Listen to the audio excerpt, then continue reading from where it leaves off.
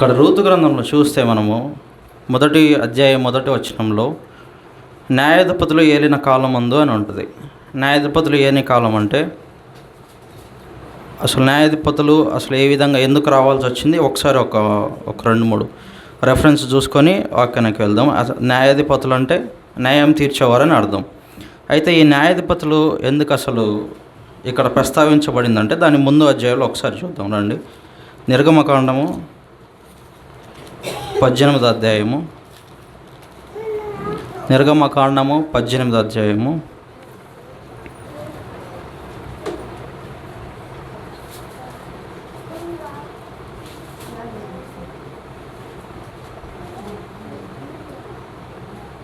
ఇక్కడ 13 నుండి 27 వచనాల మధ్యలో ఉంటుంది. అయితే 21వ వచనం చూద్దాం. మనము 21వ వచనం ఒకసారి చూద్దామా. నిర్గమకాండము 18వ అధ్యాయము 21వ వచనం. మరియు నీవు ప్రజలందరిలో సామర్థ్యము, దైవభక్తి, సత్యాసక్తి కలిగి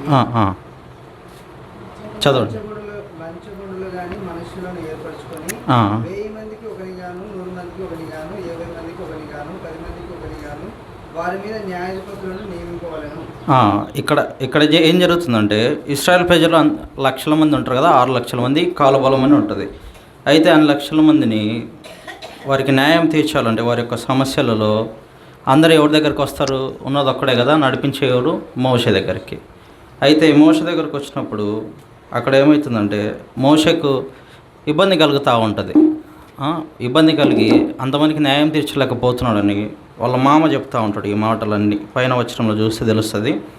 వాళ్ళ మామ ఏం చెప్తున్నాడంటే 21వ వచనంలో సామర్థ్యం కలిగిన వారిని, దైవభక్తిని కలిగిన వారిని, సత్యాసక్తి కలిగిన వారిని, లంచము గొండులు కాని వారిని, మనుషులని అంటే ఇటువంటి స్వభావం కలిగిన వారిని నువ్వు ఏర్పరచుకొని వీరిని న్యాయాధిపతిగా చేయని చెప్పినప్పుడు మోషే ఏం చేస్తాడు? దేవుని దగ్గర అడుగుతూ వస్తాడు. 23వ వచనంలో దేవుడు ఇలాగ చేయుటకు నీకు సెలవిచ్చినడలా నీవు ఈ పని చేయొచ్చు, దాని భారమును సహింపగలవు, మరియు ప్రజలందరూ తమ చోట్లకు సమాధానం వెళ్దరని చెప్పాను. అయితే ఇక్కడ చూస్తే వాళ్ళ మామ చెప్పినప్పుడు దేవుని దగ్గర నుండి సమాధానం పండుకొని మోషే గారు ఏం చేస్తారు? న్యాయాధిపతులను నియమిస్తాడు. అన్ని లక్షల మందిని న్యాయం తీర్చాలంటే ఒకడికి సామర్థ్యం సరిపోదు కాబట్టి విభజించు పాలించు, అట్లే డివైడ్ అండ్ రూల్ లాగా ఈ యొక్క న్యాయాధిపతులను నియమిస్తూ 1000 మందికి ఒకరిని, 100 మందికి ఒకరిని, 55 మందికి ఒకరిని, 10 మందికి ఒకరిని న్యాయాధిపతులుగా నియమిస్తూ ఉంటున్నాడు. ఇది న్యాయాధిపతులు. అసలు ఎందుకు ఈ మాట వచ్చిందంటే రాజుల కాలం కంటే రాజుల గ్రంథం స్టార్ట్ అయ్యే ముందు, అంటే రాజుల కాలం ఇంకా ఆరంభింపక ముందు ఈ రూతు గ్రంథం ఉంది కాబట్టి ఈ న్యాయాధిపతులు ఈ విధంగా ప్రస్తావించబడుతుంది. ఇక్కడ చూస్తే ఒక మాట చూద్దాం. అయితే మొదటి న్యాయాధిపతి కూడా చూద్దాం మనం. మొదటి న్యాయాధిపతి ఎవరు బైబిల్ గ్రంథంలో? అసలు మొదటి న్యాయాధిపతి కూడా ఒకసారి చూద్దాం ఎవరంటే మనకు తెలుస్తుంది. న్యాయాధిపతుల గ్రంథంలోనే న్యాయాధిపతులు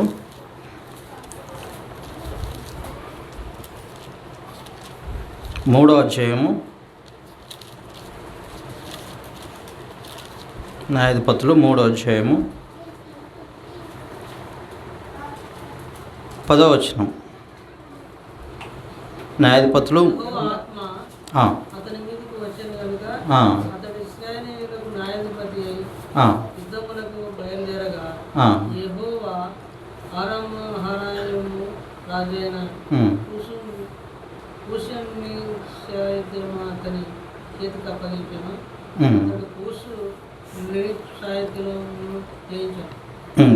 ఇక్కడ ఎవరంటే పైన వచనం 9వ వచనంలో మధ్యలో భాగం ఉంటుంది. ఇశ్రాయేలు యెహోవాకు మొరపెట్టగా యెహోవా కాలేబు తమ్ముడైన కనాజు యొక్క కుమారుడు ఒత్నీయేలును రక్షకునిగా ఇశ్రాయేలు కొరకు నియమించి వారిని రక్షించును. మొదటిగా న్యాయాధిపతి ఎవరంటే ఒత్నీయేలు. ఈ ఒత్నీయేలు ఎవరంటే కాలేబు యొక్క తమ్ముడు కనాజు కుమారుడు ఒత్నీయేలు. ఇది న్యాయాధిపతుల గురించి కొంచెం ఇంట్రొడక్షన్ లాగా. అంతే, న్యాయాధిపతులు అంటే ఏ విధంగా వచ్చినారు, మొదటి న్యాయాధిపతి ఎవరు అనేది ఇది. అయితే ఇక్కడ మనం చూస్తే రూతు గ్రంథానికి వస్తే మొదటిగా ఒక కుటుంబం, ఈ కుటుంబం పేరు ఏంటంటే ఎలిమెలేకు, నయోమి. మనకందరికి తెలిసిన విషయం ఇది. అయితే ఎలిమెలెకు నయోమి వీరికి ఎంతమంది కుమారులు? 2 కుమారులు, మహలోను కిలియోను, వీరిద్దరు కుమారులు. అయితే ఇక్కడ ఏం జరుగుతుందంటే వారు ఎక్కడున్నారు ఒకసారి చూద్దాం. మొదటి వచనంలో చూస్తే 2వ లైన్లో యూదా బెత్లెహేం నుండి ఒక మనుషుడు, అంటే వీరు ఎక్కడి వారు? యూదా బెత్లెహేం వారు. బెత్లెహేం అనగా అర్థం ఏంటో తెలుసా? రొట్టెల గృహము. ఇప్పుడు ఇక్కడ మనం గమనిస్తే రొట్టెల గృహంలోనే ఏం లేవు? రొట్టెలు లేవు, అంతే కదా. ఇక్కడ మనం గమనిస్తే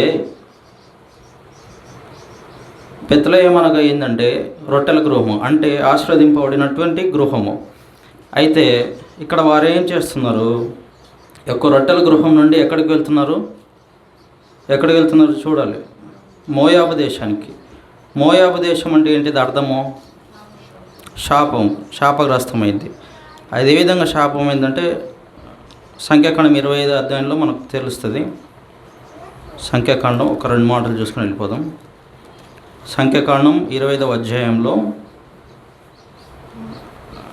అది ఇప్పుడు టైం ఉండదు, ఇది మనం చూసుకోవడానికి. కానీ సంఖ్యాకాండం 25వ అధ్యాయంలో చూస్తే ఇశ్రాయేల్ ప్రజలు ఏం చేస్తారు? పాపం చేసి దేవునికి విరోధమైనటువంటి క్రియలు చేసి అన్ని దేవతలను పూజించడం ద్వారా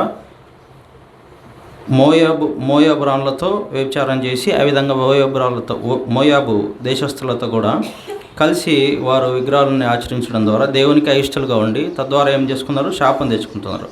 అంటే మోయాబు అంటే అర్థం ఏంటంటే శాపగ్రస్తమైనటువంటి ప్రాంతం. తర్వాత ఈ శాపాన్ని తర్వాత హోఫ్నియాస్ ఆ విధంగా వారిని చంపడం ద్వారా ఆ విధంగా దేవుని విగ్రహాలను తప్పించబడతారు. అయితే ఇక్కడ చూస్తే ఈ మోయాబు అంటే ఏంది? శాపగ్రస్తమైనటువంటి ప్రాంతం. అయితే బెత్లెహేం అనగా రొట్టెల గృహము. అయితే వారు ఎక్కడి నుండి వెళ్తున్నారు? రొట్టెల గృహం నుండి శాపగ్రస్తమైన ప్రాంతానికి వెళ్తున్నారు. ఎందుకు? అక్కడ కరువు వచ్చింది కాబట్టి. కరువును బట్టి వారు ఎక్కడికి వెళ్తున్నారు? ఆ యొక్క మోయాబు ప్రాంతానికి వెళ్తున్నారు. అయితే వీరొక్కరే వెళ్తున్నారా? ఇప్పుడు మనకు ఈ ఊర్లో ఏదైనా కరువు వచ్చింది అనుకోండి, ఎగ్జాంపుల్ ఇక్కడ కరువు ఉంది. బైబిల్ గ్రంథంలో కూడా కరువు వస్తుంది.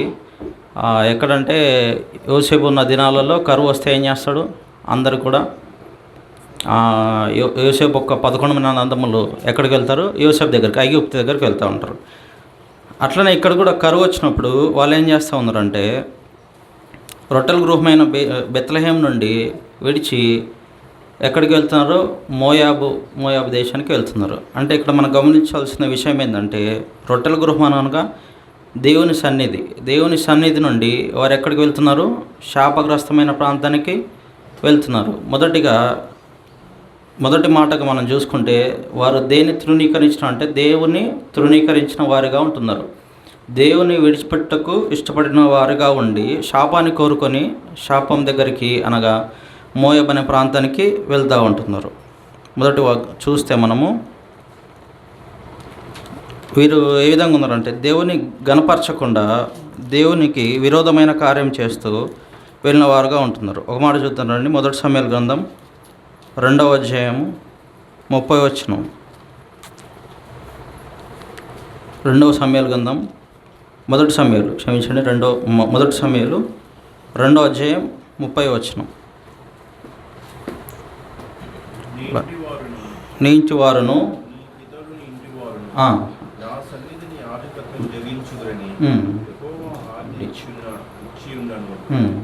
ఇప్పుడు అది నా మనసుకు కేవలం ప్రతికూలమైనని ఇశ్రాయేలు దేవుడైన యెహోవా సెలవుచుచున్నాడు. కావున యెహోవా వాక్కు ఏదనగా నన్ను ఘనపరచువారిని నేను ఘనపరచుదును, నన్ను తృణీకరించువారు తృణీకారమందురు. చెప్పండి. అది ఇక్కడ చూస్తే దేవుడు ఏమంటున్నాడంటే దేవుని గణపరిస్తే ఏం చేస్తారు? దేవుడు మనల్ని గణపరుస్తాడు. అయితే దేవుని మనం తృణీకరిస్తే దేవుడు ఏం చేస్తాడు? మనం తృణీకరించేవారుగా ఉంటున్నాడు. ఇక్కడ మనం చూస్తే ఈ నయోమి కుటుంబం ఎలిమెలెకు ఏం చేస్తున్నారు? దేవుని సన్నిధిని తృణీకరించి శాపాన్ని కోరుకొని శాపగ్రస్తమైనటువంటి మోయాబు దేశానికి వెళ్తూ ఉంటున్నారు. మొదటిగా చూస్తే శాపం కోరుకున్న వారుగా ఉంటున్నారు. దేవుని తృణీకరించి శాపాన్ని కోరుకున్న వారుగా ఉంటున్నారు. అయితే ఈ శాపాన్ని తీసివేయటకు ఒక వచనం చూద్దానండి. యేసుక్రీస్తు ప్రభువారు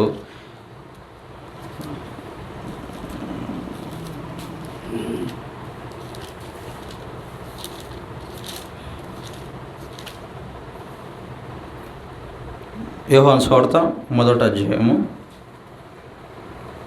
12వ వచనం.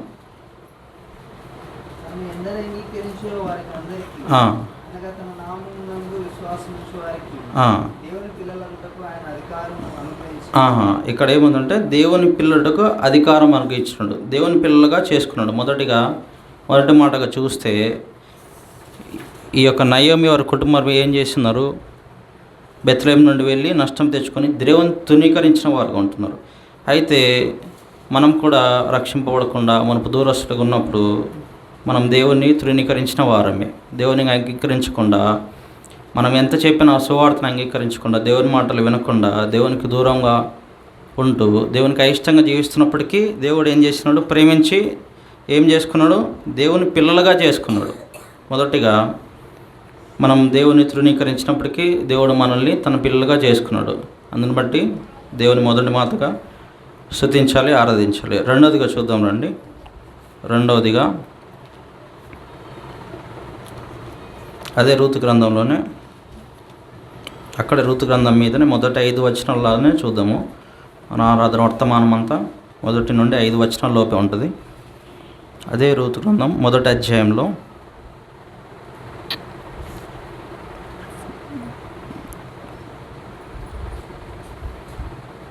2వ వచనంలో చూస్తే, ఆ మనుషుని పేరు ఎలిమెలెకు, అతని భార్య పేరు నయోమి, అతని 2 కుమారుల పేరు మహలోను, కిలియోను. వారు యూదా బెత్లెహేము వారైన ఎఫ్రాతీయులు. వారు మోయాబు దేశంలోకి వెళ్ళి అక్కడ కాపురం ఉండిరి. ఇక్కడ చూస్తే వారు దేవుని విడిచిపెట్టి ఎక్కడికి వెళ్తున్నారు? దూరంగా వెళ్ళి ఉంటున్నారు. దూర ప్రాంతానికి శాపం తెచ్చుకోవడానికి. వారు తెలిసి కూడా, ఇప్పుడు తెలియకపోతే అది వేరే విషయం, కానీ మోయాబులో శాపం ఉంది అని ముందు నుండే తెలిసి కూడా వారు ఏం చేస్తున్నారు? శాపాన్ని ఆశ్రయించిన వారుగా ఉంటున్నారు. శాపాన్ని కోరుకొని ఏమైపోయినారు? దేవునికి దూరస్తులుగా అయిపోయినారు. రెండవదిగా చూస్తే దేవునికి దూరస్తులుగా అయిపోయి ఉంటున్నారు.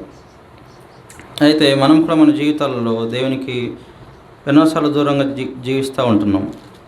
అయితే దేవుడు కరుణా సంపన్నుడు కనుక మనల్ని ఏం చేస్తున్నాడు చూద్దానండి. ఎఫెసీయులకు రాసిన పత్రిక 2వ అధ్యాయము.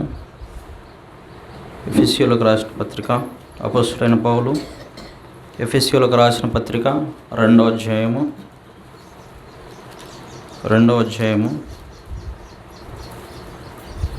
వచనం.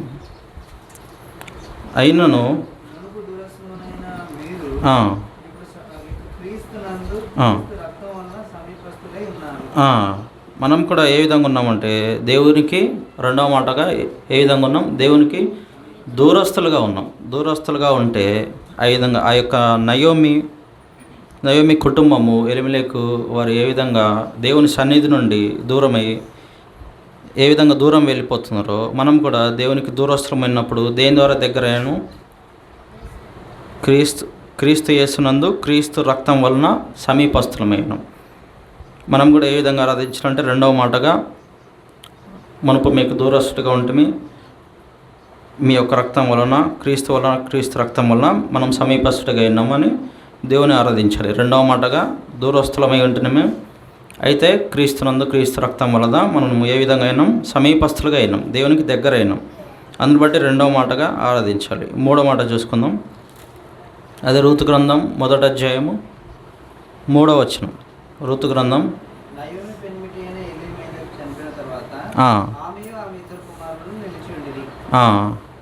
తర్వాత వారు మోయాబు స్త్రీలను పెళ్లి చేసుకుని దాని పేరు ఓర్పా, రెండో దాని పేరు రూతు. ఇక్కడ నుంచి 10 సంవత్సరాలు అక్కడ నివసించిన తర్వాత మహలోను, కిలియోను అను 2 చనిపోయి, కాగా అసీ తనకైన 2 కుమారులను తన పెనిమిటి లేని దానిని. ఇక్కడ చూస్తే వారు అక్కడ వెళ్ళిన తర్వాత, వారు వెళ్ళింది ఎందుకు అక్కడికి? ఏదో వారికి ఆహారం దొరుకుతుందనో, కరువు కదా, ఆహారం దొరుకుతుంది, అక్కడ మంచిగా జీవించవచ్చు అని వెళ్తే, అక్కడ వారికి వెళ్ళిన తర్వాత ఏమి ఎదురైంది? మొదటిగా 3వ వచనంలో చూస్తే మరణం ఎదురవుతూ ఉంది. మొదటిగా నయోమి యొక్క పెనిమిటి అయినటువంటి ఎలిమెలెకు మరణిస్తూ ఉంటున్నాడు. అయితే ఇప్పుడు అక్కడ వెళ్ళిన తర్వాత నష్టం వచ్చింది, మరణం వచ్చింది.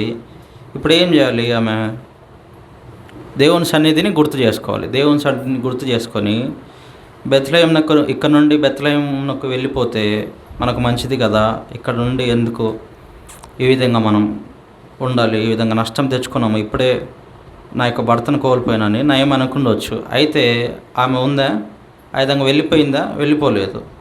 తర్వాత వచనంలో చూస్తే ఇద్దరు కుమారులు ఉంటారు. తర్వాత వచనంలో ఆయన భర్త చనిపోయిన తర్వాత ఇద్దరు కుమారులు ఉంటారు. తర్వాత వచ్చిన 4వ వచనంలో చూస్తే వారు మోయాబు స్త్రీలను పెళ్లి చేసుకుని ఆ, వారిలో ఒక దాని పేరు ఓర్పా, రెండో దాని పేరు రూతు. ఆ, తర్వాత వచ్చిన వారు ఇంచుమించు 10 సంవత్సరాలు అక్కడ నివసించిన తర్వాత ఉమ్, ఉమ్, కిద్యోనును ఇద్దరును చనిపోయింది. ఉమ్. కాగా ఆ స్త్రీ తనను కనిన ఇద్దరు కుమారులను తన పెనిమిటికి లేనిదాయను. ఓకే, చాలు. ఇక్కడ చూస్తే ఆమె ఏం చేస్తూ ఉంది? మొదటిగా తన భర్తను కోల్పోతూ ఉంది. భర్తను కోల్పోయిన తర్వాత ఇక్కడ ఏముంది? మనం ఎందుకు వచ్చినాం ఇక్కడికి? ఆహారం కోసం వచ్చినాం. ఇక్కడ ఆహారానికి బదులుగా ఏం దొరికింది? ఆమెకి నష్టం దొరికి మరణం తెచ్చుకుంది. కాబట్టి ఆమె ఏం ఆలోచన చేయాలి? దేవుని సన్నిధి నుండి విడిచిపెట్టి ఇంత దూరం మనం వచ్చినందుకు మనకేమొచ్చింది? మరణం వచ్చింది కాబట్టి అని గ్రహించి ఆమె ఎక్కడికి వెళ్ళాలి? తిరిగి దేవుని గృహమైన రొట్టెల గృహమైనటువంటి బెత్లెహేముకి వెళ్ళాలి. అయితే ఏమేం చేస్తుంది? వెళ్ళకుండా తర్వాత ఆయన చనిపోయిన తర్వాత ఆమె ఇద్దరు కొడుకులు ఉంటారు కదా, కొడుకులకు కూడా ఏం చేస్తుంది? వివాహం చేసింది. అక్కడే ఎక్కడ? మోయాబు స్త్రీలతో. అన్యులకు మనకు సాంగత్యం ఉంటుందా? ఉండదు. మోయాబులు ఎటువంటి వారు? అన్యులు, దేవునికి విరోధమైనటువంటి వారు, దేవునికి ఇష్టం లేని వారు కాబట్టి వారికి మనకు సాంగత్యం ఉండదు. కాబట్టి అటువంటి వారిని వివాహం చేసుకోకూడదు. అయితే ఈమె అవన్నీ తెలిసి కూడా ఏం చేస్తుంది? కుమారులకి ఇద్దరినిచ్చి పెళ్లి చేస్తుంది. అక్కడ పెళ్లి చేసిన తర్వాత వాళ్ళు ఎన్ని రోజులు ఉంటారు? ఇంకా చూడండి, అక్కడే వారు ఇంచుమించు 10 సంవత్సరంలో అక్కడ నివసించారు. ఇప్పుడు ఇక్కడ బెత్లెహేం నుండి వెళ్ళిన తర్వాత ఎవరు మొదటిగా? తన భర్త మరణిస్తూ ఉంటున్నాడు, ఎలిమెలెకు. దాన్ని గ్రహించుకొని అప్పుడే రిటర్న్ వెళ్ళిపోవాల్సిన స్థితి ఆమెది. దేవుని సన్నిధిని విడిచిపెట్టి ఇక్కడికి రాబట్టిన బట్టే నాకు ఈ విధంగా నష్టం కలిగిందని ఆమె ఏం చేయాలి? గ్రహించి దేవుని సన్నిధికి తిరిగి వెళ్ళిపోవాలి. అయితే ఆమె ఏం చేస్తుంది? అక్కడే ఉండి ఇంకా ఇద్దరిని కుమారులను కూడా అక్కడే వివాహం చేసి, ఆ తర్వాత వివాహం చేసిన తర్వాత కూడా ఎన్ని సంవత్సరాలు ఉంటుంది? 10 సంవత్సరాలు అక్కడే ఉంటుంది. 10 సంవత్సరాలు ఉన్న తర్వాత కూడా ఏమైనా లాభం ఉందా? చూడండి, ఆ తర్వాతనే 10 సంవత్సరాలు అక్కడ నివసించి తర్వాత మహలోను కిల్యోను ఇద్దరును చనిపోయారు. ఇక్కడ ఏం జరుగుతూ ఉంది? అక్కడ ఉంటే ఏముంది? అక్కడ శాపం ఉంది. అయితే ఆమె ఏమనుకుంది? అక్కడ ఆశీర్వాదం ఉందేమో అనుకొని అక్కడికి వెళ్ళి తన భర్తను కోల్పోవడమే కాకుండా తన ఇద్దరు కుమారులను కూడా కోల్పోతూ ఉంది. అక్కడ ఏం జరుగుతుందంటే మరణం జరుగుతూ ఉంది, మరణము సంభవిస్తూ ఉంది. అయితే చూద్దాం రండి. మరణములు మనం సామాన్యంగా మన క్రైస్తవులకు చూస్తే 2 మరణాలు. ఒకటి శారీరకమైనటువంటి మరణము, రెండవది ఆత్మీయమైనటువంటి మరణము. ఈ యొక్క శరీరము మనం ఈ లోకంలో మరణిస్తే అదేముంటుంది? అది శారీరకమైనటువంటి మరణము. అయితే దేవుణ్ణి అంటే పరమాత్ముని దేవుణ్ణి మనము తృణీకరించి దూరంగా జీవిస్తూ అంగీకరించకపోతే అది ఏం మరణం? ఆత్మీయమైనటువంటి మరణం. ఒక మాట చూద్దానండి, ఆదికాండంలో 3వ అధ్యాయం 10వ వచనం. అందుకని తెలిసిన విషయమే. ఆదికాండము 3వ అధ్యాయము. అందుకతడు ఆ, నేను తోటలో నీ స్వరం వినినప్పుడు దిగంబరిగా నుండి కనుక ఆ. దాగుకుండేను. ఉమ్, ఉమ్, అందుకు ఆయన నీకు దిగంబరవని నీకు తెలిపిన వాడెవడు? ఉమ్, నీకు తినకూడదని నేను నీకు ఆజ్ఞాపించిన వృక్షఫలము తింటివా ఉమ్, అని అడిగాను. ఉమ్. అందుకు ఆదాము నాతో నోటం నీవు నాకు ఇచ్చిన ఈ స్త్రీయే ఆ వృక్షఫలము కొని నాకు ఇయ్యగా నేను తింటినను. చాలు. 23వ వచనం. అదే అధ్యాయము 23వ వచనం. యెహోవా ఆ. అతడు ఏ నేల నుండి తీయబడినో దాన్ని సేతపరచుటకు ఏదైనా తోటలో నుండి అతన్ని పంపివేసెను. ఉమ్, ఉమ్, అప్పుడు ఆయన ఆదామును వెళ్ళగొట్టి ఉమ్. ఏదైనా తోటకు తూర్పు దిక్కున కెరూబులను జీవవృక్షమునకు మార్గమును కాచుటకు ఇటు అటు తిరుగుచున్న కట్టె జ్వాలను నిలబెట్టడం. ఇక్కడ గమనిస్తే ఈ యొక్క ఆదాం గారు ఏ విధంగా నష్టపోతూ ఉంటున్నారు, ఎటువంటి మరణం తెచ్చుకున్నా అంటే ఇది శారీరకంగా ఆదాం గారు మరణించలేదు, కానీ ఏ విధంగా మరణించినాడు? ఆత్మీయంగా మరణించినాడు. తద్వారా ఏం తెచ్చుకున్నాడు? పాపం తెచ్చుకున్నాడు. ఆజ్ఞ అతిక్రమమే పాపం కదా. దేవుడు ఆజ్ఞాపించిన మాటకు విధేయుడు కాక అవిధేయుడయ్యి అక్కడ నుండి వెలివేయబడుతూ ఉంటున్నాడు. మూడవదిగా ఏదంటే మరణం సంభవిస్తూ ఉంది. ఈ యొక్క నయోమి కుటుంబంలో ఏం జరిగింది? మరణం సంభవిస్తూ ఉంది. అయితే మనం కూడా మన జీవితంలో దేవుని ఎరుగక మనం కూడా అటు స్థితిలో ఉండవలసిన వారమే. అటు స్థితిలో ఉంటే మనకేముంది? దేవుని అంగీకరించి మరణం నొందితే ఏముంది? పరలోకం ఉంది. దేవుని అంగీకరించకుండా మన ఇష్టానుసారమైన జీవితం జీవిస్తూ మన కోరికలను నెరవేర్చుకొని జీవిస్తే ఏముంది? మనకు అగ్నిగుండం, పాతాళం ఉంది. అయితే చూద్దన్నాడు ఒక మాట. యోహాను సువార్తలో 5వ అధ్యాయము, యోహాను సువార్త 5వ అధ్యాయము 24వ వచనం. నా మాట విని ఆ, నన్ను పంపిన వానిని విశ్వాసించువాడు నిత్యజీవం గలవాడు. వాడు తీర్పులోనికి రాక మరణంలో నుండి జీవంలోనికి దాటి ఉన్నాడని చెప్పచ్చు. ఇక్కడ యేసుక్రీస్తు ప్రభువారు ఎందుకు వచ్చినారు? మనం కూడా ఈ యొక్క నయోమి కుటుంబం వలె ఆ ఎలిమెలెకు, ఆ మహలోనికిలోని ఏ విధంగా మరణిస్తుంటున్నారు. వారు మరణించింది శారీరకమైనటువంటి మరణం. అయితే ఈ భూలోకంలో మనం జీవిస్తున్న జీవితంలో దేవుని అంగీకరించుకున్న మరణిస్తే ఏముంది? పాతాళం ఉంది. అయితే యేసుక్రీస్తు ప్రభువారు మనల్ని అటువంటి మరణం నుండి తప్పించటకు ఇష్టపడి ఈ లోకానికి రిక్తునిగా ఏం లేని వాడుగా వచ్చి ఉంటున్నాడు. మూడవదిగా చూస్తే మూడవ మాటగా మనం ఏమనుగ్రహించినాడు? దేవుడు యోహాను సువార్త 5:24 ప్రకారం ఏమనుగ్రహించినాడు? తీర్పులోనికి రాకుండా మరణంలో నుండి జీవంలోనికి దాటించినాడు. అందుని బట్టి మనం ఏం చేయాలి? దేవుని స్తుతించాలి. ఈ 3 మాటలు జ్ఞాపకం చేసుకున్నాం. మొదటిగా చూస్తే మనం దేవుని తృణీకరించిన వారుగా ఉంటున్నాము. మొదటిగా ఆ యొక్క నయోమి కుటుంబము ఏ విధంగా అయితే దేవుని తృణీకరిస్తూ శాపాన్ని పొందుకొని ఆ విధంగా నష్టపోయి ఉంటుందో, ఆ విధంగా మనం కూడా దేవుని తృణీకరించిన వారుగా ఉంటున్నాము. అయితే దేవుడు కరుణా సంపన్నుడుగా ఉండి దేవుడు ఏం చేసి ఉంటున్నాడు? మనల్ని యోహాను సువార్త 1:12 ప్రకారం ఏం చేసి ఉంటున్నాడు? మనల్ని దేవుని పిల్లలుగా చేస్తున్నారు. మనం తృణీకరించినప్పటికీ దేవుడు మనల్ని తృణీకరించలేదు. మనం ప్రేమించి మొదటిగా దేవుడు మనల్ని తన పిల్లలుగా చేసుకున్నాడు. అందుని బట్టి మొదటి మాటగా ఆరాధించాలి. రెండవ మాటగా దేవుని సన్నిధి నుండి వారు దూరంగా వెళ్ళిపోయి మోయాబు ప్రాంతం, శాపమైనటువంటి ప్రాంతానికి వెళ్ళి నష్టం తెచ్చుకున్న వారుగా ఉంటున్నారు. రెండవదిగా దూరం వెళ్ళిపోయింటున్న వారుగా ఉంటున్నారు. అయితే ఎఫెసీ 2:13 ప్రకారం దేవుడు మనల్ని ఏం చేస్తుంటున్నాడు? దూరంగా ఉన్నప్పుడు మనల్ని సమీపస్తులుగా చేస్తుంటున్నాడు. దేని ద్వారా సమీపస్తులుగా చేస్తున్నాడు? యేసుక్రీస్తు ప్రభువారిని బట్టి, యేసుక్రీస్తు ప్రభువారి యొక్క రక్తమును బట్టి మనం సమీపస్తుడిగా చేస్తుంటున్నారు. అందుని బట్టి రెండవ మాటగా ఆరాధించాలి. మూడవ మాటగా చూస్తే వారు అక్కడికి వెళ్ళి ఏం తెచ్చుకున్నారు? నష్టం తెచ్చుకున్నారు. నష్టం అనగా మరణము, శాపాన్ని, మరణం తెచ్చుకున్నారు. మనం కూడా మన జీవితంలో అటువంటి మరణానికి పాత్రులమే. మనం కూడా పాతాళంకి పాత్రులమే. దేవునికి విరోధంగా జీవిస్తూ విరోధమైనటువంటి స్వభావం చేస్తూ ఆ విధంగా మనం కూడా మన జీవితంలో ఆత్మీయమైనటువంటి మరణం పొందుకోవాల్సిన వారమే. తద్వారంగా పాతాళానికి పాత్రమైనటువంటి వారమే. అయితే దేవుడు కరుణ సంపన్నుడి నుండి మనల్ని ఏం చేస్తున్నాడు? మరణం నుండి తప్పించి ఎక్కడికి నడిపించినాడు? జీవంలోనికి నడిపించున్నాడు.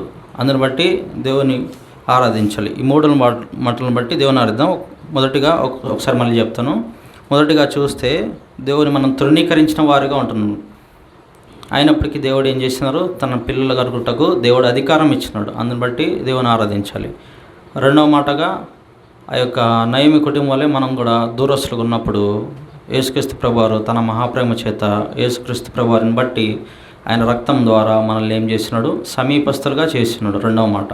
అందుని బట్టి మనం ఆరాధించాలి. మూడవదిగా చూస్తే వారు ఆ విధంగా ఆ యొక్క ప్రాంతానికి వెళ్ళి ఏం తెచ్చుకున్నారు? మరణం తెచ్చుకున్నారు, నష్టం తెచ్చుకున్నారు. అయితే నష్టం నుండి సమకూర్చుటకు ఒక మాట చూద్దాం రండి. యేసుక్రీస్తు ప్రభువారి వంశావళిలో కూడా ఈ రూతు గ్రంథం ఆఖరి అధ్యాయం ఆఖరి వచనంలో చూస్తే బోయాజు తర్వాత 2వ అధ్యాయం నుండి బోయాజు వస్తాడు.